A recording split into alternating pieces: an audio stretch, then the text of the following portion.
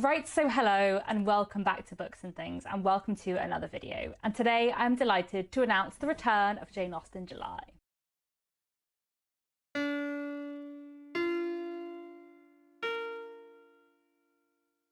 So, if you don't know about Jane Austen July, it is a yearly readathon that takes place every July, and it's all about celebrating Jane Austen, reading Jane Austen's books and books surrounding Jane Austen's books, and watching adaptations of Jane Austen's books and things like that. The only thing you actually have to do to participate in Jane Austen July is to read something by Jane Austen during July. But we do have various other challenges and prompts which I will get into in a little bit. This readathon is hosted by me, by Marissa from Blatantly Bookish, and by Claudia from Spencer's Library. I'll leave both of their channels linked down below, and do go along and have a watch of their announcement videos because they will have some different recommendations from me. The challenges for Jane Austen July stay the same every year, but we do have different group reads and other group activities, which I'll talk about in a minute. And we also have this year, for the first time, a Discord server, which is brand new and will hopefully be a fun way for us to all chat about Jane Austen. So I'll leave that linked down below. We do also have a Goodreads group, which we've used in previous years, and I will update that. There will be still boards and discussion boards there. You can also take part on BookTube and anywhere else on social media you fancy by using the hashtag Jane Austen July. And if you're making TBR videos and things like that, do feel free to tag me in those videos because I would love to have a look at your videos. I feel like every Jane Austen July I discover quite a lot of new booktubers, and that's always a really lovely part of this readathon for me. 2025 is also a very exciting year to be a Jane Austen fan, or indeed to get into Jane Austen, because this year it marks 250 years of Jane Austen. So this December it will be Jane Austen's 250th birthday, and that means there is a lot of exciting stuff happening this year to celebrate 250 years of Jane Austen. So there's lots of special events and new documentaries and lots of new book releases. I'll talk about some of them in a minute. They're also opening the house where Jane Austen died in Winchester for the first time, and there's various things going on this year. So it feels like a nice, fun year to be celebrating Jane Austen. I have a new mug, especially for 250 years of Jane Austen, so, you know, that's exciting. Also, before I get into the challenges, to wrap up this very rambly introduction to this Jane Austen July announcement video, I'm very much enjoying my new, somewhat Regency-esque dress, which I got from Uniqlo. I have been thoroughly influenced by Charlotte from Coiny Reads, because at the last BookTuber meetup, she was wearing this dress, and I shamelessly copied her and bought it 2 days later because it feels quite Regency. This dress is not meant to be a maxi dress, but because I'm quite short, it is basically floor length on me. And while the material doesn't feel like sprigged muslin, I do feel like from a distance I look like I am stepping out of a Regency novel, and I enjoy that very, very much. And I also realised that it kind of matches my novel, The Trouble with Mrs. Montgomery Hearst, in colour scheme, which is very fun too. Okay. Rambly introduction over. The first challenge of Jane Austen July is, as it is every year, to read one of Jane Austen's main 6 novels. So you could read Northanger Abbey, a gothic, humorous tale. You could read Sense and Sensibility, the story of 2 very different sisters. You could read Persuasion, the beautiful love story of 2 people who get a second chance to potentially make it work together.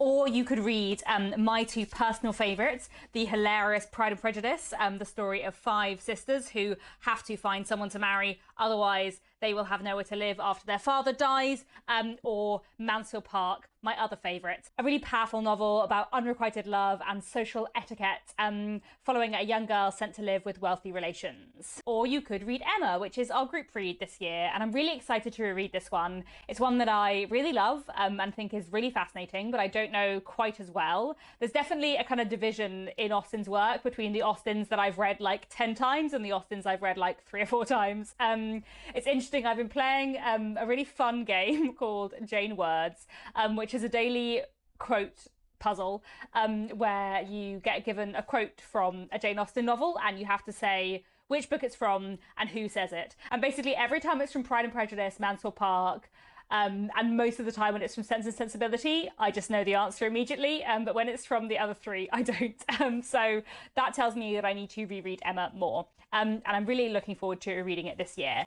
Emma is the story of Emma Woodhouse, who is handsome, clever and rich, and somewhat dislikable in some ways. She's a bit of a matchmaker, she's a bit of a snob. Emma has decided that she's never going to get married, but she is quite keen to get her friend Harriet married. And the book kind of begins with Emma trying to find a suitor for Harriet, and everything complicated that goes on from there. I love Emma. It is so funny. It is so fun. It has a great love story in it. While Emma is not my favourite Jane Austen heroine, it does possibly contain my favourite Austen hero, and it does contain some of my favourite Austen minor characters and subplots. And I just think it's a wonderful novel. So because this is a bit of a longer Austen novel, we're going to be reading this over most of the month. So we're going to be reading it from the 1st of July to the 27th of July, 2 chapters a day. I will leave a schedule down in the description, but it is basically 2 chapters a day and then like 3 chapters on the final day. Very straightforward. Do please join us on Discord or Goodreads if you prefer to discuss Emma. I think it'll be a really fun group read. Then our second challenge for Jane Austen July is to read something by Jane Austen that is not one of her main 6 novels. So that could be her wonderful epistolary novella Lady Susan, that is absolutely hilarious, really, really underrated and so worth your time. It's very, very devious and scandalous, and I love it a lot. Or you could read some of Jane Austen's unfinished works, such as The Watsons or Sanditon, or you could read her letters. They are a fascinating read as well. Or indeed, you could read some of her juvenilia. I've got a bind-up of her juvenilia here. I mean, it's also got several of the other things I just spoke about, but there we go. I love Jane Austen's juvenilia a lot. It's very, very funny. I have done some videos discussing her juvenilia in more detail. I will leave some links down below. My 2 personal favourite bits of Jane Austen's juvenilia are The Beautiful Cassandra, which is very short and hilarious, and Jack and Alice, which is slightly longer, equally hilarious. Completely ridiculous, but so fun. Jane Austen's juvenilia is in general just like very, very silly in the most glorious way. I do apologise for the generally quite bad lighting in this video, but there you go. You can just imagine I am a Regency person lit by bad candlelight.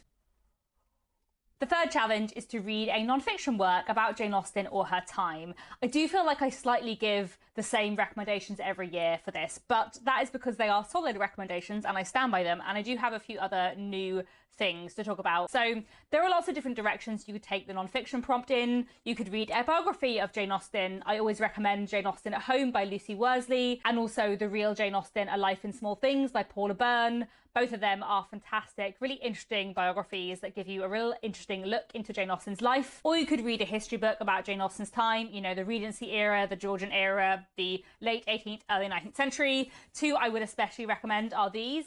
Eavesdropping on Jane Austen's England by Roy and Leslie Adkins, a really fascinating, interesting history book, and Elegant Etiquette in the 19th Century by Mallory James, which is absolutely like my handbook for all knowledge about etiquette and manners in the 19th century. It is fantastic and fun. For a newer recommendation, one incredible history book I read last year was Gentlemen of Uncertain Fortune by Rory Muir, which is a really interesting social and economic history looking at what professions the younger sons of the gentry had in Jane Austen's time, and it's just fascinating. I'm really keen to read Rory Muir's other book, which I think is about love and marriage in the time of Jane Austen, so yeah, I think that has to go on the TBR for this Jane Austen July. Or you could, of course, read some literary criticism, some essays or critical work about Jane Austen's books.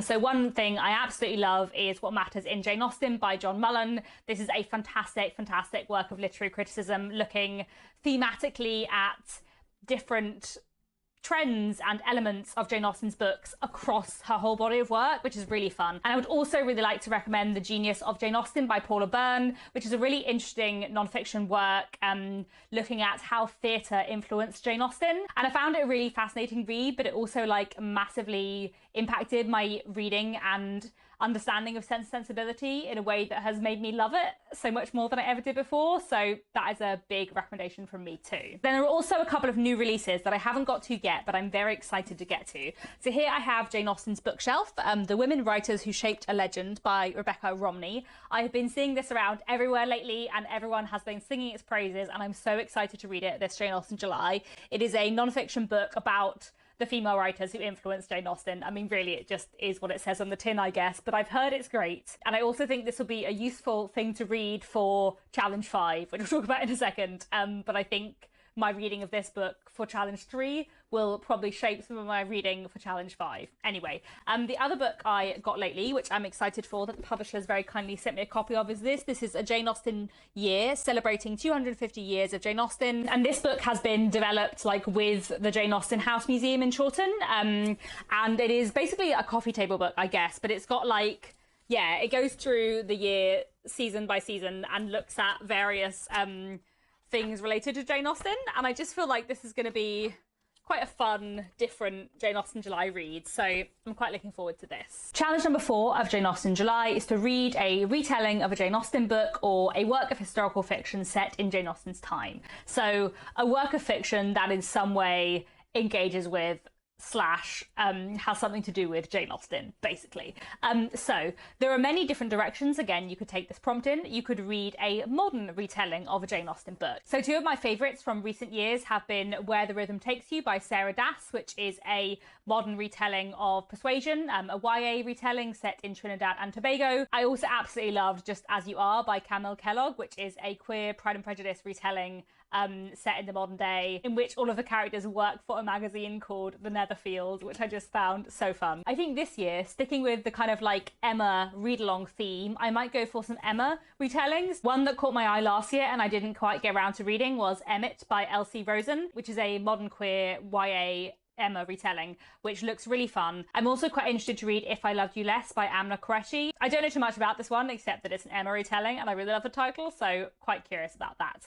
Although another book I do have on my shelves that I am definitely hoping to read in Jane Austen July this year is a Mansfield Park modern retelling, This Motherless Land by Nikki May. Very curious about this one as well. Okay, I really need to get back into recommendations and not just make this a TBR video. So another thing that you could read for this challenge is a historical retelling. So a retelling of a Jane Austen book that is set in the world of Jane Austen's books, as it were. A sequel or a prequel or a look at one of Jane Austen's books from another perspective. And there are so many options here, especially if you're into Pride and Prejudice.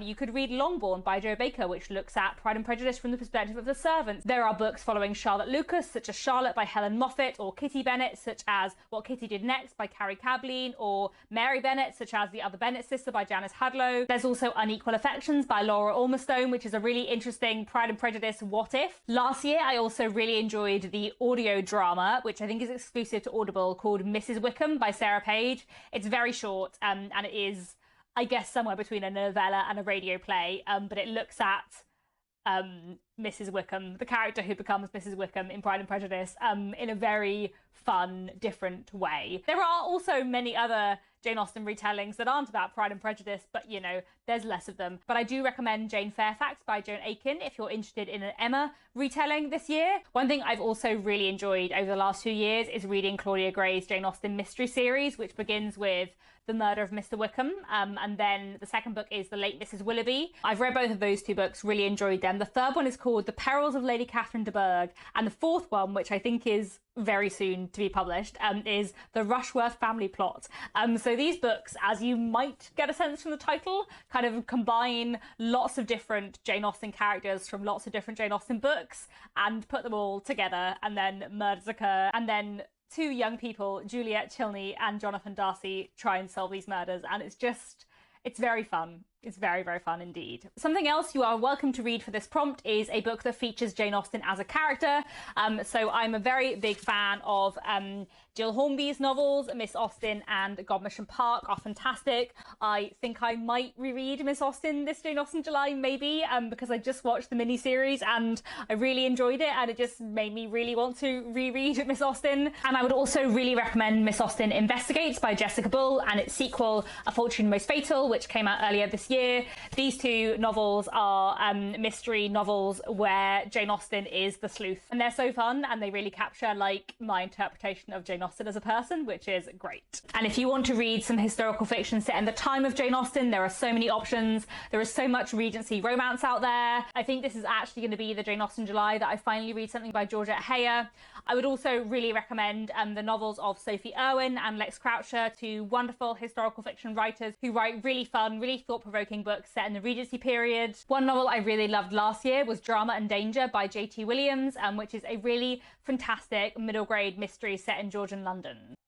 Then the 5th challenge of Jane Austen July is to read a book by a contemporary of Jane Austen. So, you know, someone who was alive and writing in Jane Austen's time. Jane Austen was born in 1775 and died in 1817. So, you know, you can use those dates as your kind of rough guide here, but you can have some leeway either side. And there are, of course, many different authors you can choose for this challenge. You could read something by Frances Burney or Mariah Edgeworth, who are two novelists we know Jane Austen loved. Personally, I have read Evelina by Frances Burney, which I quite liked, but I definitely want to read more by her. And I've read Belinda by Mariah Edgeworth, which I loved, and I definitely want to read more by her. Or you could read something by the Gothic writer Anne Radcliffe. Anne Radcliffe is obviously very influential to Northanger Abbey, but she also gets name-checked sort of in Emma.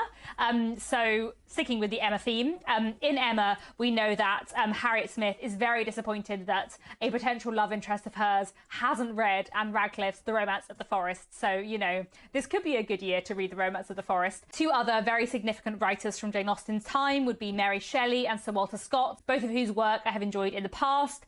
I am also vaguely considering this year reading The Female Quixote by Charlotte Lennox, which was published in 1752, so is like 20 odd years before Jane Austen was born, but we know Jane Austen liked it. As I was mentioning earlier, I feel like Jane Austen's bookshelf will be a really useful resource for this challenge, so I'm kind of hoping to read this like at the beginning of Jane Austen July and then pick up later in July some of the books that Romney mentions.